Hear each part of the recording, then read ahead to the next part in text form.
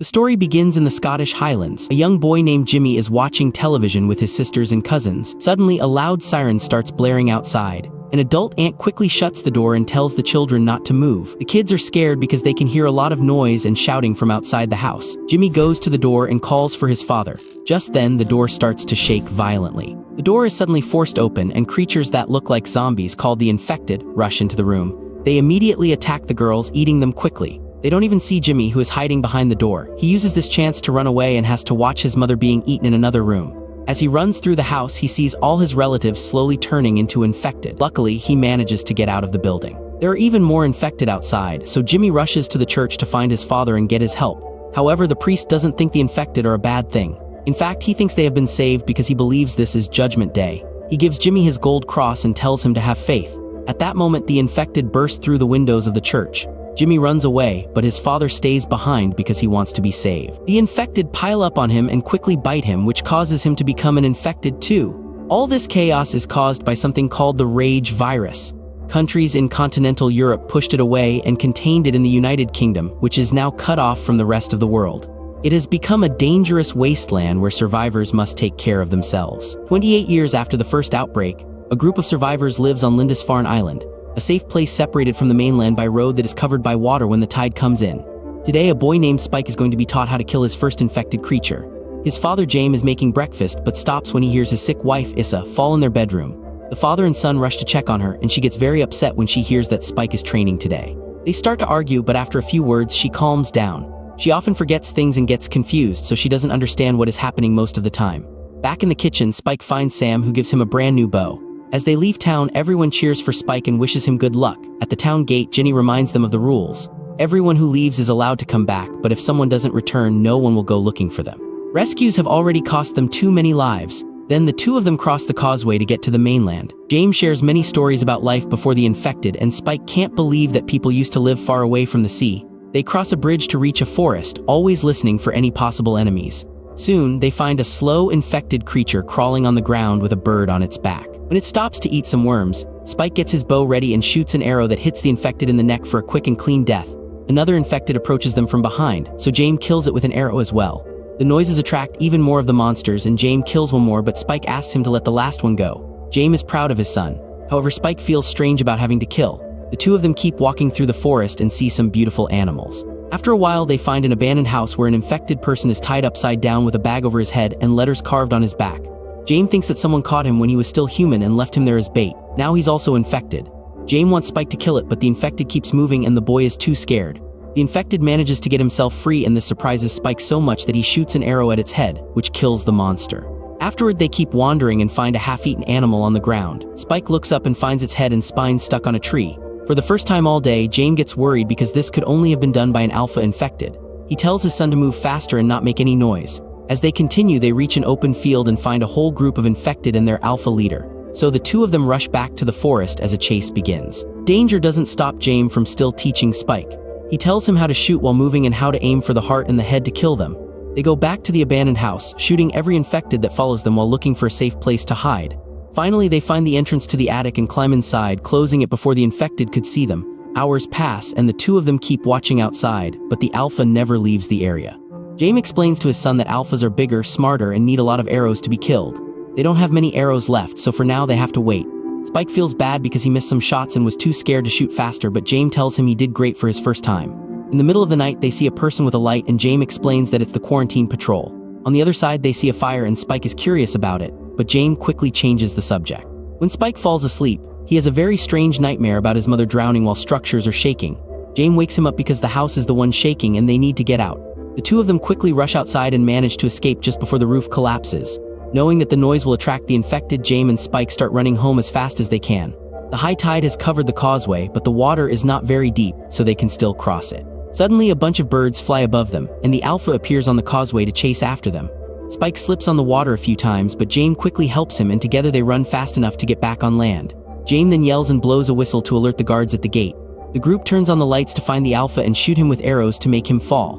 The creature gets up quickly, so the next arrow is set on fire before it is shot. This actually brings the alpha down, and James is able to drag his son to the gate. Ginny makes them wait for a few seconds until she's sure they are not infected before finally opening the gate to let them in. Later at a party, everyone celebrates Spike's return and his first kill. James tells the full story, but Spike is uncomfortable with the celebration of so much killing. The crowd lifts Spike on a chair and he is allowed to drink. Eventually, Spike gets too overwhelmed and rushes outside to throw up. At that moment, he sees James sneaking around with another woman and is heartbroken to see his father having an affair. Spike goes home where Sam is watching over a sleeping Issa. After sharing details about his adventure, Spike asks Sam about the fire he saw. Sam thinks it was Dr. Kelson and says that James refused to talk about him for a reason, but he doesn't explain anymore. The next morning, Issa wakes up with a terrible headache and asks for medicine, but Spike doesn't know where to find any. Then James comes back and Spike can't stand looking at him, so he leaves the room. After a few minutes, Spike finds the courage to ask James why he hasn't told Kelson to check on Issa. James explains that Kelson went crazy a long time ago and tells the story of what happened the last time they tried to visit him 15 years ago. A group of people, including James, found thousands of bodies on the ground, all arranged in neat lines around a big fire. Kelson appeared, taking the bodies to the fire, and even waved at the group, who ran away in horror. Spike insists that Issa needs help and gets angry at his dad for his affair, which ends with James slapping him. He immediately feels bad about it, but Spike runs upstairs to his mother's side. When James tries to follow him, Spike pulls out a knife and tells him to stay away from them. James easily takes the knife from him, but he doesn't want to make things worse, so he gives the knife back to Spike and leaves. Sometime later, Spike sets a barn on fire. Then he runs to warn the guards, saying everyone in town needs help putting out the flames. He promises to keep watch while the adults are gone. But as soon as he is alone, Spike gets Issa and they leave through the gate to take the causeway to the mainland. Issa gets scared when she realizes where they are and keeps calling for James and her father. Spike calms her down and convinces her that a doctor will help her. After walking all day, they find a building to spend the night in. Isla is bored of keeping watch and wakes Spike up to share stories from before the outbreak, saying that Spike looks a lot like her father. As the conversation continues, Issa starts calling Spike Dad. He tells her to go to sleep while he keeps watch. Unfortunately, Spike is tired and falls asleep too, so an infected person manages to enter the building. It tries to eat Spike's shoelaces and spits them out when it realizes they aren't worms. Then it gets close to Spike's face, but just as it is about to bite, someone pulls it back. At that moment, Spike wakes up and thinks he dreamed the whole thing, but the dead body of the infected is nearby.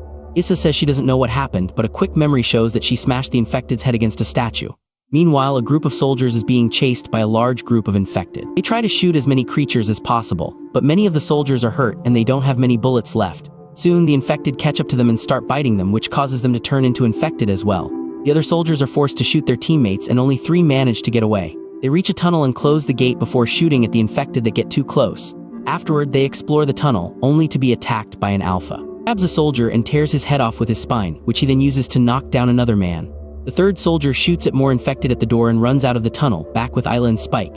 They continue to travel while dealing with Isla's confused thoughts. When they find an old statue, she talks to Spike for a while, thinking he is her father. Her nose starts bleeding and the smell brings an infected closer, but Spike quickly kills it with an arrow. Some of its blood drops on Issa's forehead, so Spike rushes to clean it before she can touch it. Soon more infected arrive and the two of them run as fast as possible, with Spike shooting arrows whenever an enemy gets too close. Eventually, they make it to a gas station and struggle with the door until they manage to get inside. The room is filled with gas fumes that make it hard to breathe.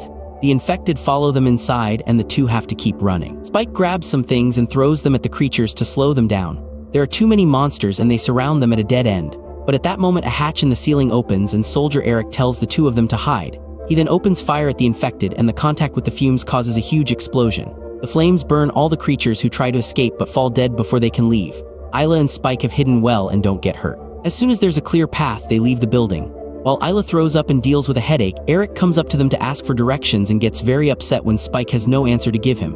In the end, Eric decides to go with them and even offers to carry Isla while they travel. After a few hours, they stop to take a break and eat some apples. Eric tries his phone, but he has no signal and very little battery left. Spike had never seen a phone before, so Eric teaches him how it works and shows him a picture of his girlfriend. Since Spike had never seen plastic surgery either, he thinks the woman looks strange. At that moment, the battery dies and Eric throws the phone away. Then the group starts moving again and Isla leaves the guys behind when she hears a noise. She follows it to an abandoned train full of rats, and inside, she is shocked to find a pregnant infected woman. At first, the infected woman is angry, but Isla shows her that she means no harm and helps her give birth. When the boys arrive, Isla makes Spike cut the cord and cleans the baby with water. When the infected woman roars and moves toward them, Eric immediately shoots her dead. Eric also wants to kill the baby. However, Spike and Isla have looked closely and believe the child is human. Just as Eric is about to shoot anyway, an infected hand reaches through the ceiling and pulls him out. Then the infected person jumps inside. showing that he's an alpha and that he is Eric's head. When he sees the dead infected woman, he gets very angry and starts chasing after the humans. As they run, Spike keeps shooting arrows, which don't do much damage but at least slow the alpha down. Soon, Spike, Isla, and the baby manage to get off the train, and the alpha does the same to continue the chase. However, Dr. Kelson arrives and knocks him out with a sedative dart. Afterward, Kelson introduces himself, explaining he covers his body in iodine because it protects him from the virus. He takes Eric's head as he calls the alpha Samson and says he's lived in the area for 3 years but usually keeps his distance. Spike asks the doctor to help his mom, and Kelson agrees to take them to his bone temple, which is a place he created to remember the dead. Thousands of bones have been tied into pillars, and skulls have been stacked to make a tower. Kelson has used both human and infected bones because he thinks they are very similar. Eric's head is thrown into the fire, and once all the flesh is burned off, Kelson washes the skull and asks Spike to add it to the tower. Afterward, Kelson hears the story of the baby and decides that the placenta protected her from the infection. He runs a number of tests on Isla and finds that she has terminal cancer. While Isla cries, Spike panics because he doesn't understand that he can't just steal some medicine to cure her. Isla comforts her son and admits she had been worried about having cancer for a while, but she wasn't sure. Without Spike seeing, Isla makes a sign to Kelson to show her permission for mercy. Kelson teaches him about the ideas of memento mori and memento amoris, which mean everyone should remember to die with love at the right time. Isla puts the baby in Spike's arms before following Kelson to the forest, where he ends her suffering. Spike thinks about all the happy memories with his mother until Kelson comes back with his clean skull. After giving the baby to the doctor, Spike climbs up the tower and places Isla's skull at the very top as the sun rises. In the morning, Samson appears running on the field, so Kelson pushes the kids into a secret hole he built for protection. Samson finds them and roars at them as he tries to remove the lid, but he can't and gives up. The group thinks they are safe. However, Samson comes back by breaking through the wood and grabs Kelson, shaking him around before starting to choke him. Spike gets one of the doctor's sedative needles and injects it into Samson's arm, which instantly puts him to sleep and saves Kelson. Afterwards, Spike makes his way back to town with a baby in a basket. He names her Isla and leaves her with a note outside the gate for Jenny to find. The note is given to James, who reads it to learn that Spike is gone and doesn't want to be found. The letter also says that Kelson isn't crazy and that the baby is not infected. A very upset James runs out of town to find his son. However, the tide is too high and he can't go very far. 28 days later, Spike is wandering around the mainland, surviving on the animals he hunts. When an infected person tries to come near him, he easily kills it with one shot.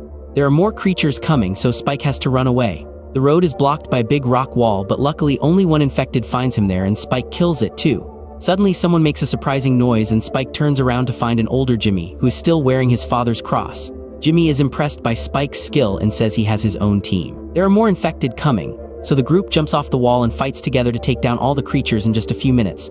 They laugh while doing it because they enjoy brutally killing like this. Jimmy celebrates the victory with a cheer and tells Spike that they should be friends. The story ends there, leaving the question: do Jim, Susan, and Nicole survive, or do they also turn into zombies? Leave it in the comments below, and if you like the video, like and subscribe for more movie recaps. See you next time.